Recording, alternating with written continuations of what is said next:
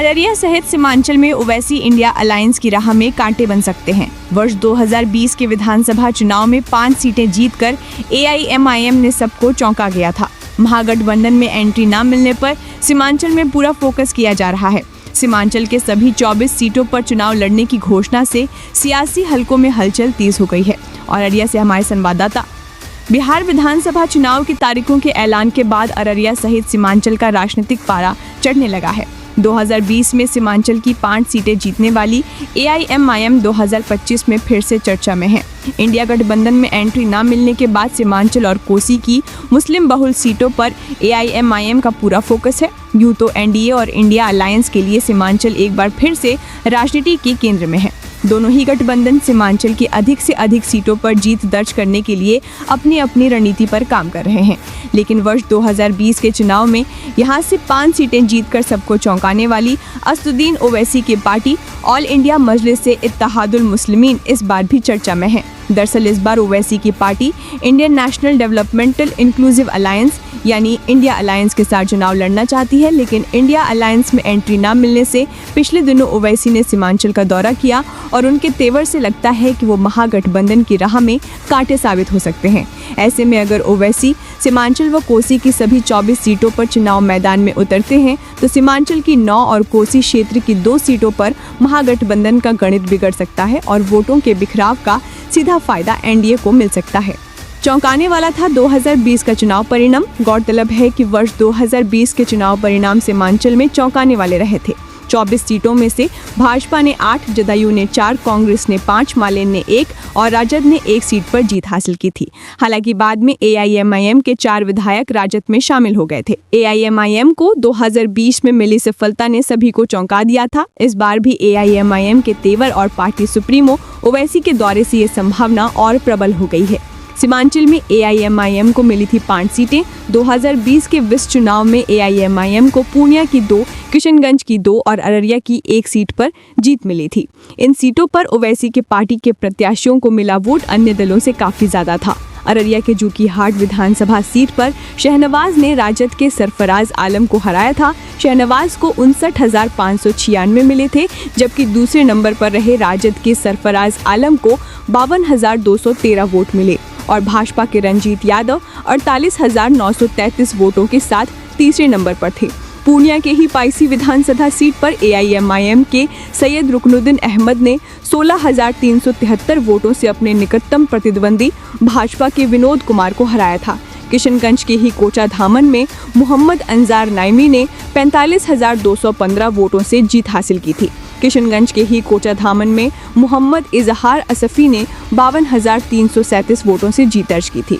AIMIM का focus Seemanchal पर। 2020 की सफलता के बाद AIMIM ने सीमांचल को अपना मुख्य आधार बना लिया है। पार्टी प्रमुख ओवैसी लगातार दौरा कर रहे हैं और मुस्लिम वोटरों को अपनी ओर खींचने की कोशिश कर रहे हैं। इंडिया अलायंस में एंट्री न मिलने से ओवैसी का गुस्सा साफ नजर आ रहा है। उन्होंने हाल ही में तेजस्वी यादव पर तंज कसा कि वे शैतान हैं। अब AIMIM तीसरे मोर्चे के रूप में चुनाव लड़ने की योजना बना रही है, जो महागठबंधन के लिए मुश्किल पैदा कर सकती है। NDA को मिल सकता है फायदा। अगर AIMIM सीमांचल के मुस्लिम बहुल सीटों पर मजबूती से लड़ती है तो वोटों का बंटवारा महागठबंधन को नुकसान पहुंचा सकता है। मुस्लिम वोट जो पहले राजद या कांग्रेस को मिलते थे वे अब बंट सकते हैं, जिसका सीधा लाभ NDA को मिल सकता है। राजनीतिक जानकार मानते हैं कि ओवैसी का असर सीमांचल में NDA की जीत की राह आसान कर सकता है। सीमांचल की सियासत में नया मोड़। कुल मिलाकर बिहार चुनाव में सीमांचल फिर से केंद्र में है। ओवैसी की एंट्री से लड़ाई और दिलचस्प हो गई है। क्या AIMIM फिर से चौंका पाएगी या महागठबंधन अपना गणित सेट कर लेगा, यह आने वाले दिनों में साफ होगा। बिहार चुनाव। ओवैसी ने की सीमांचल में सभा, NDA पर लगाया नफरत की राजनीति का आरोप। किशनगंज के कोचाधामन में AIMIM प्रमुख असदुद्दीन ओवैसी ने जनसभा को संबोधित किया। उन्होंने NDA पर नफरत की राजनीति करने का आरोप लगाया। ओवैसी ने कहा कि NDA अल्पसंख्यकों को 2ym दर्जे का नागरिक बनाने में जुटा है।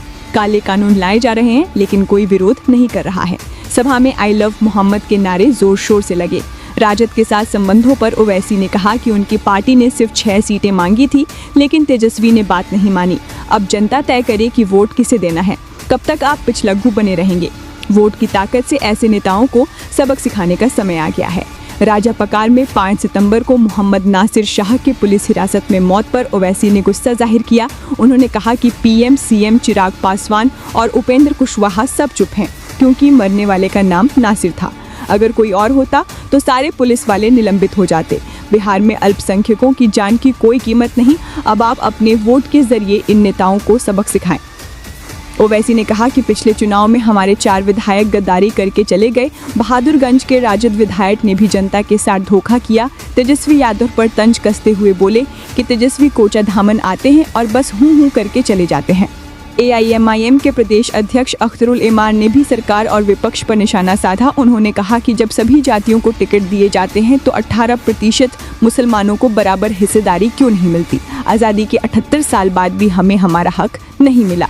हिसाब बताइए कि 300 पुल और 600 सड़कें कहां बनी। वहीं AIMIM के उम्मीदवार तौसिफ आलम ने अपने कार्यकाल का बचाव करते हुए कहा कि लोग कहते हैं कि मैंने कुछ नहीं किया, लेकिन मैंने अपने लोगों की इज्जत बचाई, प्रशासन के अन्याय के खिलाफ खड़ा रहा। अगर मैंने काम नहीं किया तो आप हिसाब बताइए कि 300 पुल और 600 सड़कें कहां बनी।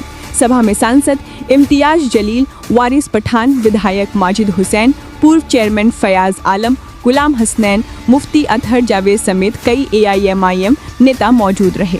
चढ़ने लगा बिहार का सियासी पारा। वक्फ कानून का नाम लेकर बोले ओवैसी कि 4 का जवाब 24 से दिया जाएगा। बिहार चुनाव को लेकर सियासत गरमाने लगी है। सीमांचल में AIMIM प्रमुख असदुद्दीन ओवैसी ने इंडिया गठबंधन और PM मोदी पर जमकर हमला किया। ओवैसी ने किशनगंज के बहादुरगंज में जनसभा को संबोधित करते हुए कहा कि पिछले विधानसभा चुनाव में बिहार की जनता से जिन 4 विधायकों ने गद्दारी की और दूसरे बल में जा मिले, जिन लोगों ने ऐसा करवाया, मैं उन लोगों को साफ तौर पर कहना चाहता हूं कि 4 का जवाब 24 से दिया जाएगा। उन्होंने राष्ट्रीय जनता दल के सुप्रीमो लालू प्रसाद का नाम लिए बिना कहा कि वे लोग सोच रहे थे कि 4 को तोड़ लिया तो हम लोग कमजोर पड़ जाएंगे, लेकिन इस बार ऐसा नहीं होगा।